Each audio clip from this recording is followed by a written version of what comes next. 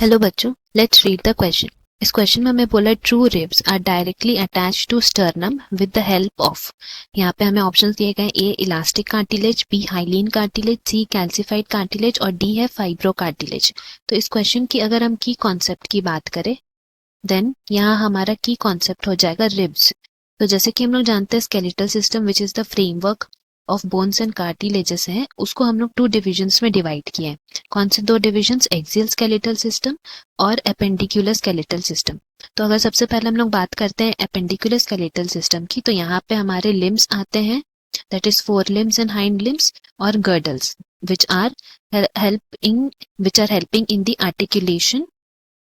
सो अगर हम लोग नेक्स्ट बात करते हैं एक्सियल स्केलेटल सिस्टम, तो यहाँ पे हमें कल, वर्टिबल कॉलम, रिब्स और स्टर्नम मिलते हैं। दैट इज यहाँ पे हमारा रिब्स भी प्रेजेंट रहेगा इन दी एक्सियल स्केलेटल सिस्टम। तो जैसे कि हम लोग जानते हैं रिब्स को हम लोग बोल सकते हैं they are present in 12 pairs, जिसमें से पहला 7 पेयर्स जो है, फर्स्ट 7 पेयर्स ऑफ रिब्स जो है वो ट्रू रिब्स हम लोग बोलते हैं। क्यों ट्रू रिब्स बोलते हैं? क्योंकि वो dorsally vertebral column and ventrally sternum से अटैच्ड रहते हैं। जबकि हम लोग अगर 8th 9th और 10th पेयर ऑफ रिब्स की बात करें तो उनको फॉल्स या वर्टिब्रोकॉन्ड्रल रिब्स बोलते हैं। क्यों?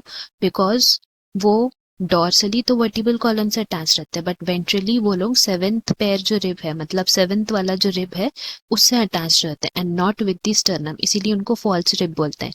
जबकि 11th और 12th पेयर ऑफ रिब्स जो है उनको हम लोग फ्लोटिंग रिब्स बोलते हैं।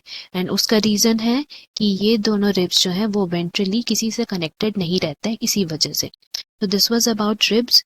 एंड हम लोग अगर बात करें कि ट्रू रिब्स के बारे, तो ट्रू रिब्स जो है वो अभी हम लोग पढ़े थे कि डॉर्सली किससे अटैच रहते हैं? वर्टिबल कॉलम से। तो हम लोग यहाँ लिख देते हैं वर्टिबल कॉलम डॉर्सली।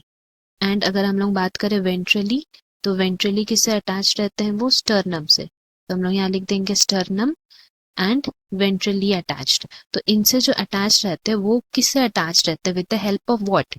तो यहाँ पे हमारा आंसर हो जाएगा हाइलीन कार्टिलेज। हाइलीन कार्टिलेज के हेल्प से ये सब जो है वो अटैच रहते हैं। तो इसीलिए हमारा यहाँ करेक्ट ऑप्शन कौन सा हो जाएगा? Option B, that is hyaline cartilage. Hope you have understood. Best of luck. Thank you.